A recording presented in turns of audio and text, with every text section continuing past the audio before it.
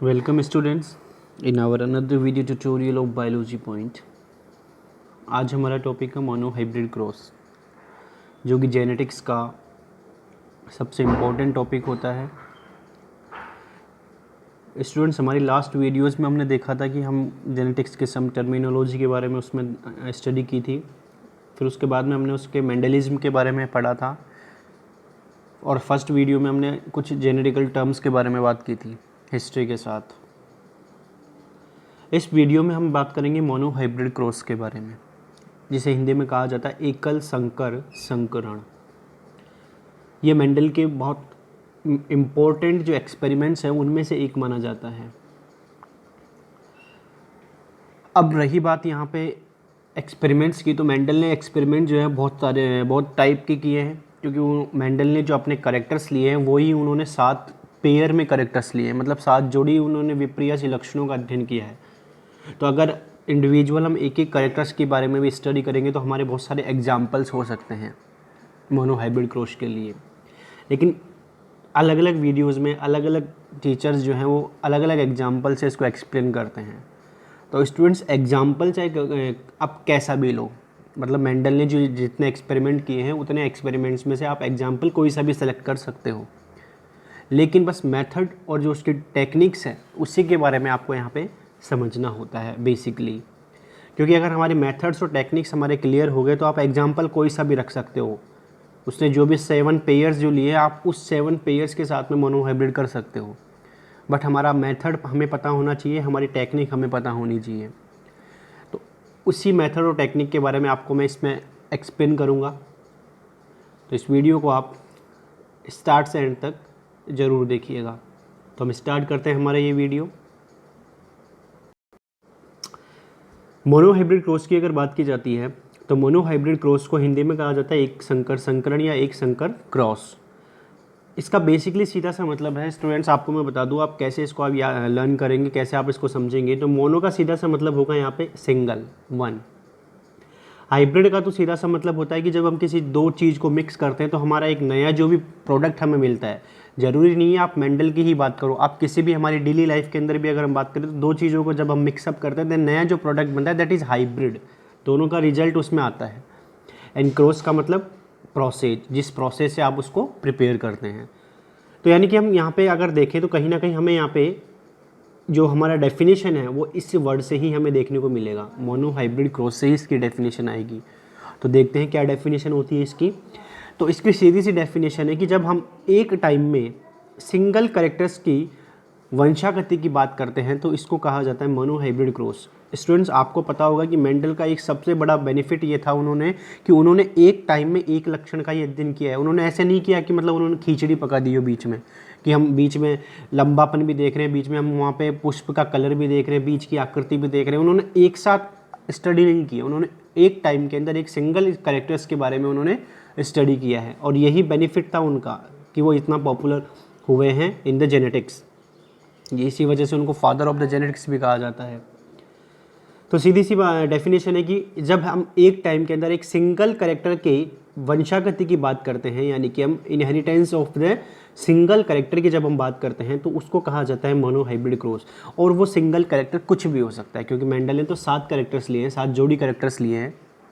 तो यहाँ पे हम उस कैरेक्टर्स के अंदर हम सबसे पहले जो हमारा जो इस वीडियो के अंदर जो एक्सपेरिमेंट हम कर रहे हैं वो कर रहे हैं हम प्लांट हाइट को लेकर के, पादप की लंबाई को लेकर के, मतलब PH प्लांट हाइट को लेकर के। और प्लांट हाइट की बात की जाती तो प्लांट हाइट में आपको मैंने 2 ट्रेट बताए थे, लास्ट वीडियो का आप देखेंगे तो उस प्लांट हाइट में हम 2 ट्रेट की बात करते हैं। तो 2 ट्रेट में हमारा पहला था हमारा लंबापन और दूसरा था हमारा बोनापन। यानी कि 2 प्रकार के जो ट्रेट्स हैं वो हमें देखने को मिलेंगे, मतलब प्लांट्स में 2 प्रकार के लक्षण हमें देखने को मिलेंगे। पादप लंबा भी हो सकता है या पादप बोना भी हो सकता है।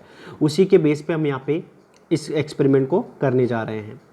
दूसरी बात, मेंडल ने कभी भी जीन शब्द का यूज़ में नहीं लिया, इसलिए हम यहाँ पे भी हम क्या यूज़ में लेंगे, फैक्टर, कारक, क्योंकि मेंडल ने कारक ही शब्द का प्रयोग किया है। तो हम देखते हैं कि पादप के लंबाई के लिए और पादप के बोनेपन के लिए यहाँ पे अलग अलग कारक जो है वो उस लक्षणों को नियंत्रित करते हैं। तो सबसे पहले हम बात करते हैं कि हमने यहाँ पे क्या लिए हैं, जो हमने पेरेंट्स लिए, मतलब जो पेरेंट प्लांट हमने लिए जिसका हम हाइब्रिड तैयार करेंगे। तो एक पेरेंट प्लांट हमने लिया है यहाँ पे लंबा, जिसका हमें कारक जो देखने को मिल रहा है वो दिख रहा है TT। आप इसको जीन बोल सकते हैं, क्योंकि अब हम जो पढ़ रहे हैं वो तो हम मॉडिफाइड मेंडलिज्म पढ़ रहे हैं, लेकिन अगर आपको पूछा जाए कि मेंडल ने क्या यूज़ में लिया, तो मेंडल ने तो कारक ही बोला था। क्लियर बात यहाँ पे।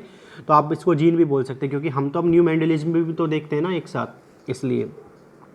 तो यहाँ पे लंबेपन के लिए जो जीन है यहाँ पे उसको लक्षण को नियंत्रित करते हैं, वो होता है यहाँ पे कैपिटल T। ये डोमिनेंट है, क्योंकि हमने देखा था ट्रेट्स के अंदर। और बोनेपन के लिए जो जीन रेस्पॉन्सिबल होता है वो होता है यहाँ पे स्मॉल t। दूसरी बात, ये जितने भी पेरेंट्स प्लांट है दोनों के दोनों कैसे हैं, यहाँ पे डिप्लॉइड प्लांट है। ये आपको याद रखना है कि पेरेंट प्लांट कैसे हैं, डिप्लॉइड प्लांट है। इसके बाद हम बात करते हैं यहाँ पे कि जैसे ही आप पेरेंट प्लांट तैयार करते हैं, तो पेरेंट प्लांट से सबसे पहली जो प्रोसेस होती है वो होती है गैमेट्स का फॉर्मेशन। सीधी सी बात है, अगर हम इसको बात करें कि अगर आप पेरेंट्स जो है रिप्रोडक्शन करना चाहते हैं, तो रिप्रोडक्शन के लिए उनको सबसे पहले रिक्वायर होती है गैमेट्स की, युग्मकों की। वही प्रोसेस यहाँ पे भी हो रही है। तो युग्मक की अगर हम बात करें कि आप युग्मक कैसे बनाएंगे, तो युग्मक बनाने का सीधा सा प्रोसेस है कि अगर आपको क्या दिख जाता है, एक पेयर दिख जाता है जीन का, पेयर है यहाँ पे कैपिटल T इज पेयर। तो अगर आपको पेयर दिख जाता है, तो एक पेयर जब वो अपनी सेम कंडीशन में रहेगा, स्टूडेंट्स ध्यान रखना इस बात को कि जब वो पेयर अपनी सेम कंडीशन में रहेगा, जैसे कि हम यहाँ पे बात करें कैपिटल T, तो उस पेयर से हमेशा एक सिंगल गैमेट बनेगा। क्लियर बात है यहाँ पे, उस पेयर से हमेशा क्या बनेगा, एक सिंगल गैमेट बनेगा, अगर वो पेयर सेम है तो। लेकिन अगर हम बात करें कि वो पेयर जो है वो कैसा है, डिफरेंट है। डिफरेंट का सीधा सा मतलब है कि अगर वो विषम युग्मजीय अवस्था में है, दैट मीन्स कैपिटल T, तो इससे कितने गैमेट्स बनेंगे, यहाँ पे 2 गैमेट्स बनेंगे। ये आपको याद रखना है। क्लियर बात यहाँ पे। तो इससे हम सबसे पहले क्या बनाएंगे, जो पेरेंट प्लांट हमने लिया है उससे हम बनाएंगे सबसे पहले गैमेट्स। तो कैपिटल T से एक गैमेट बनेगा, दैट इज T, और स्मॉल t से बनेगा स्मॉल t, एक सिंगल गैमेट।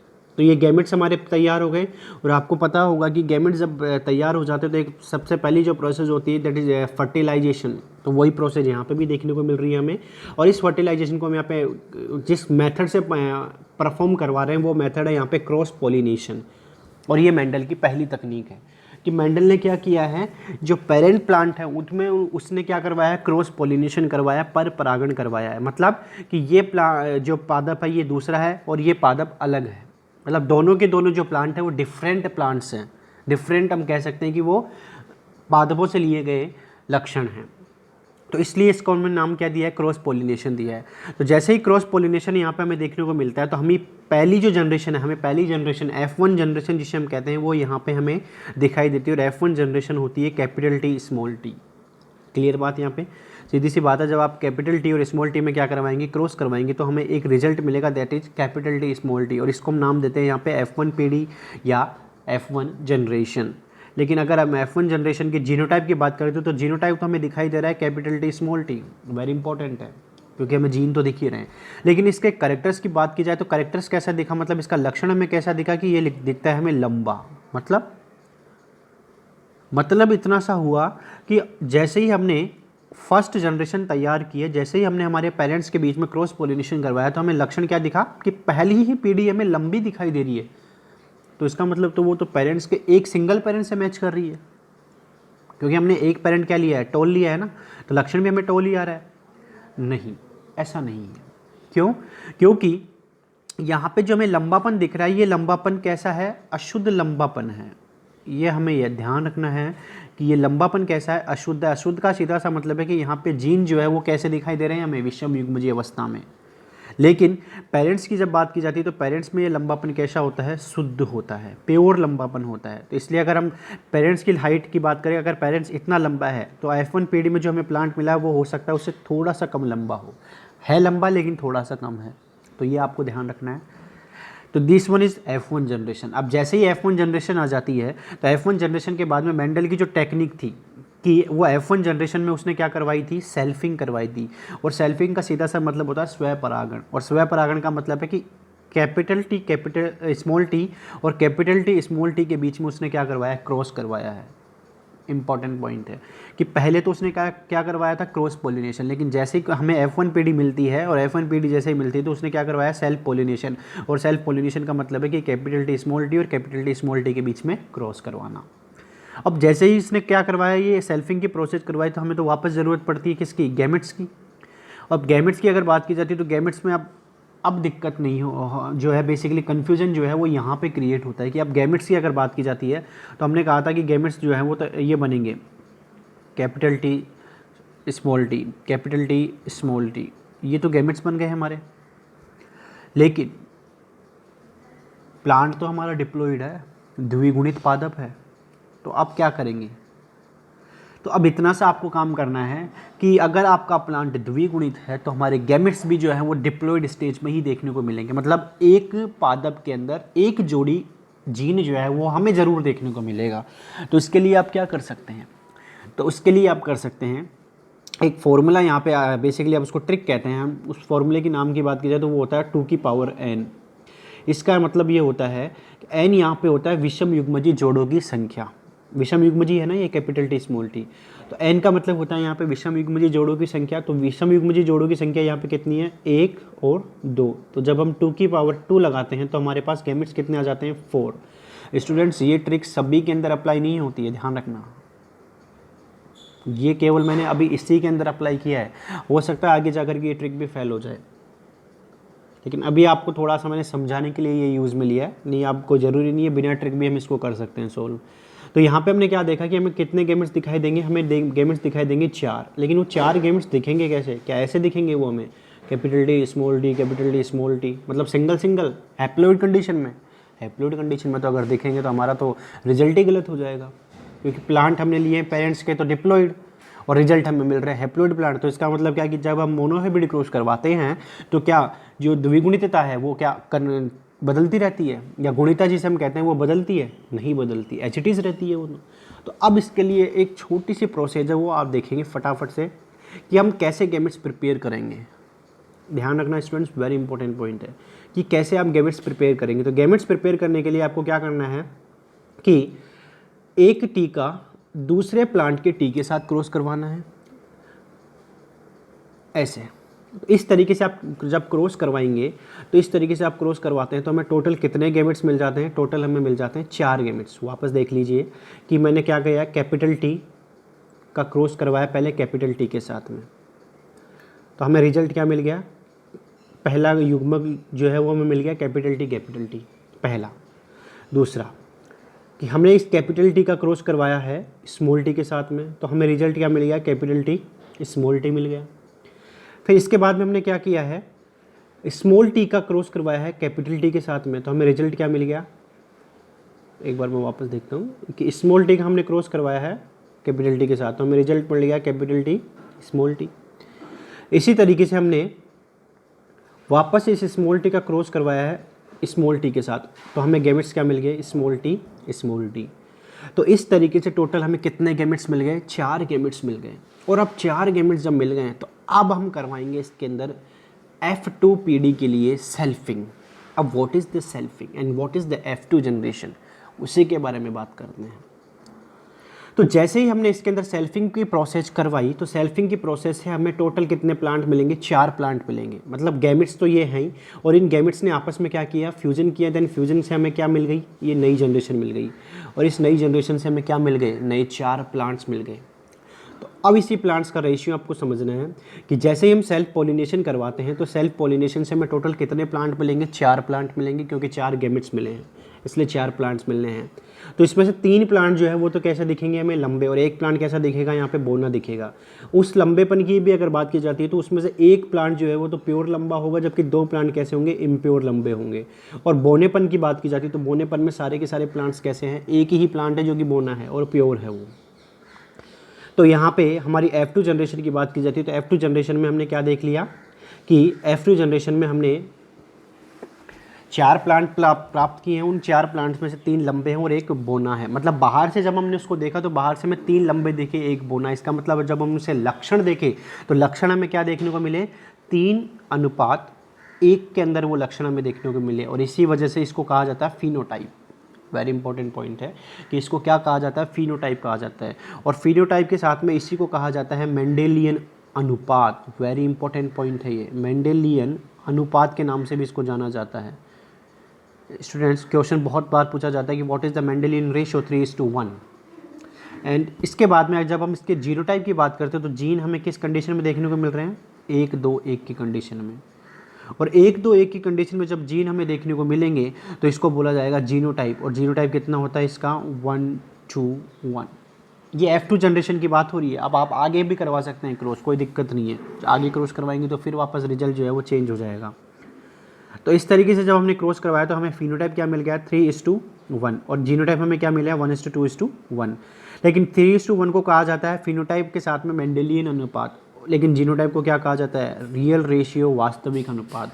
तो अगर क्वेश्चन आपसे पूछा जाता है कि F2 जनरेशन का वास्तविक अनुपात क्या है, तो वास्तविक अनुपात आप क्या बताएंगे, 1:1। लेकिन अगर आपसे पूछा जाता है मेंडेलियन अनुपात क्या है तो 3:1। अगर आपसे पूछा जाता है फिनोटाइप क्या है तो फिनोटाइप के लिए आप बताएंगे 3:1। जीनोटाइप क्या है, 1:2:1। लेकिन हमने अब F2PD तो तैयार कर ली, लेकिन F2PD अगर हमने तैयार की है तो एक और मेथड इसका बताया साइंटिस्ट ने, और वो मेथड है हमारा चेकर बोर्ड या पुनेट मेथड के नाम से भी इसको जाना जाता है। अब what is the meaning of checker board and Punnett method, तो इसके लिए हम क्या करते हैं कि जो हमें 4 गैमेट्स मिले थे, capital T small t capital T small t, इसको हम एक स्क्वायर बोर्ड के ऊपर की तरफ मेंशन करते हैं। और स्क्वायर बोर्ड के ऊपर की तरफ जब मेंशन करते हैं तो इससे हमने क्या करवाया, हमारा क्रॉस प्रोसेस जो है वो अब देखने को मिलती है। क्योंकि सेल्फिंग की सीधी सी मतलब है कि एक के दूसरे के साथ जो कि सेम है उसी के साथ में क्रॉस होना। तो यहाँ पे हमने क्या देखा कि इसके जब हम capital T small capital T का जब क्रॉस करवाते हैं तो हमें पहला प्लांट मिल जाता है कैपिटल T, फिर वापस इस कैपिटल T का क्रॉस करवाएंगे इस स्मॉल के साथ, सेकंड प्लांट मिल जाएगा। इसी तरीके से इस स्मॉल t का वापस इसी लाइन के अंदर कैपिटल T के साथ क्रॉस करवाएंगे, और इस स्मॉल t का वापस इसी के साथ स्मॉल t के साथ क्रॉस करवाएंगे। तो इस तरीके से चेकर बोर्ड से हमें टोटल कितने प्लांट मिल जाते हैं, 4 प्लांट जो है वो हमें देखने को मिल जाते हैं।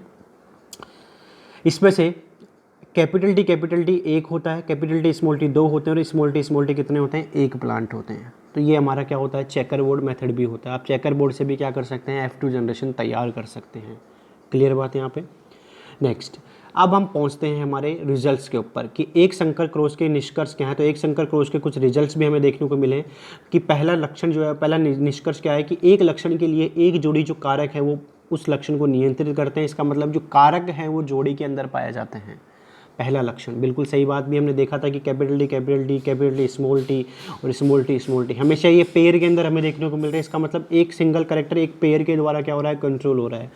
सेकंड, जब हम लंबे पौधे का क्रॉस किसके साथ करवाते हैं, छोटे पौधे के साथ करवाते हैं, तो F1PD में हमें वही लक्षण प्रदर्शित होता है जो कि क्या होता है, प्रभावी होता है। बिल्कुल सही बात है। इसका मतलब कि हमें F1PD में भी ये दिखा था कि F1PD का पादप कैसा दिख रहा है, हमें लंबा दिख रहा है। हो सकता था वो बोना भी दिखे, लेकिन बोनापन कैसा था, अप्रभावी लक्षण था। इसका मतलब क्या हुआ कि हमें F1PD में केवल कौन से लक्षण दिखते हैं, जो प्रभावी होते हैं। क्लियर बात यहाँ पे। और इसी को क्या कहा जाता है, लॉ ऑफ डोमिनेंस भी कहा जाता है, प्रभाविता का नियम भी कहते हैं। इस नियम के 2 अपवाद माने गए हैं। पहला है हमारा अपूर्ण प्रभाविता और दूसरी है सह प्रभाविता। ये भी हम हमारी नेक्स्ट वीडियो में देखेंगे। ये हमारा सेकंड निष्कर्ष था। नेक्स्ट की बात की जाती है तो गैमेट्स का जब फॉर्मेशन होता है, ध्यान रखना, गैमेट्स का जब फॉर्मेशन होता है तो अर्धसूत्री विभाजन हमें देखने को मिलता है, जिसकी वजह से केवल एक कारक युग्मक में उपस्थित होता है, और इसको हम कहते हैं लॉ ऑफ सेग्रीगेशन, पृथक्करण का नियम। कैसे कि हमने कहा था कि जब कैपिटल T स्मॉल t और कैपिटल T स्मॉल t के जब हमने क्या करवाया था, सेल्फिंग करवाई थी, तो सबसे पहले हमने क्या तैयार किए थे, गैमेट्स। तो इससे हमें कितने गैमेट्स मिलेंगे, 2। इससे हमें कितने गैमेट्स मिलेंगे, 2। तो टोटल कितने गैमेट्स हो गए, 4। लेकिन ये तो जोड़े में है, पेयर में है, लेकिन गैमेट्स कैसे आ रहे हैं, अनपेयर्ड आ रहे हैं। मतलब आधे हो गए ना। अर्धसूत्री विभाजन का मतलब भी तो यही होता है, हाफ। तो इसका मतलब जब गैमेट्स का फॉर्मेशन होता है तो हमें कौन सी प्रोसेस देखने को मिलती है, मियोसिस देखने को मिलता है यहाँ पे।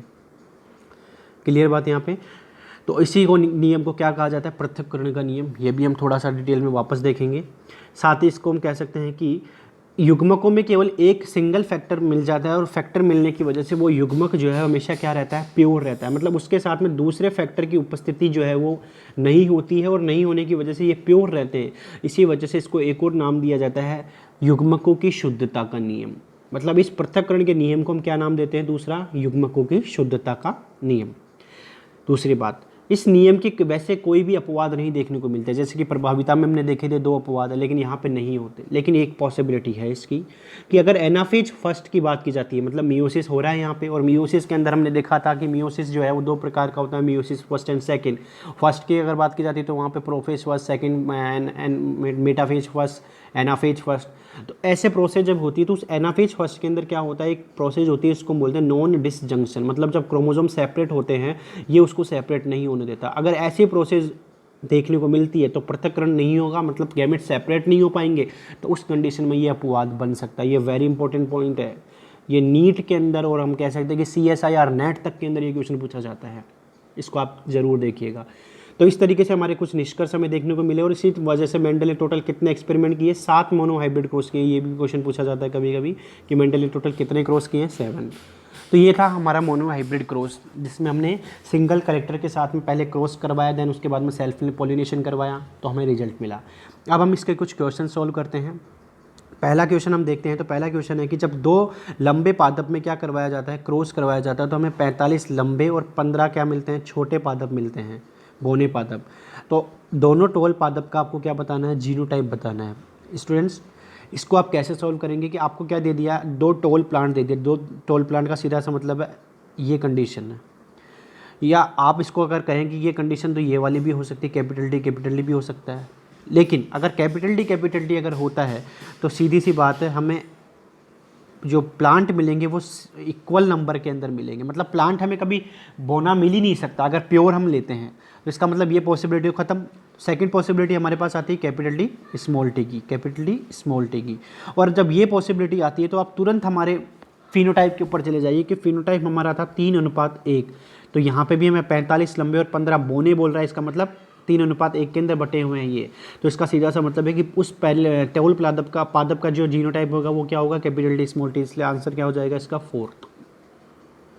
सेकंड क्वेश्चन है हमारा कि विषम युग्मजी लाल फूल वाले पौधे का जब हम क्या करवाते हैं, स्व परागण करवाते हैं। विषम युग्मजी लाल, ये कंडीशन है, और इसका आप क्या करवा रहे हैं, स्व परागण, मतलब वही सेल्फिंग। तो हमें टोटल कितने मिलते हैं, 64 प्लांट मिल रहे हैं। तो बताइए इनमें से कितने सफ़ेद फूल वाले होंगे। स्टूडेंट सफ़ेद फूल जो था वो अप्रभावी था, और सफ़ेद फूल का सीधा सा मतलब है कि कंडीशन है हमारी स्मॉल r वाली कंडीशन। और आप इस 64 प्लांट को आप डिवाइड कर दीजिए 3:1 के अंदर।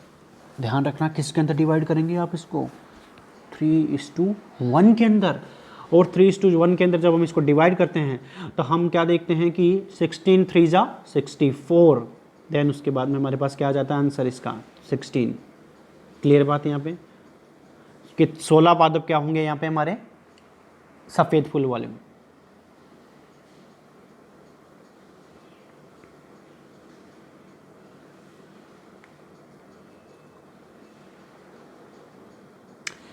इसके बाद हम नेक्स्ट क्वेश्चन की बात की जाए तो नेक्स्ट क्वेश्चन हमारा है कि भूरी आंख का रंग नीली आंख पर प्रभावी है।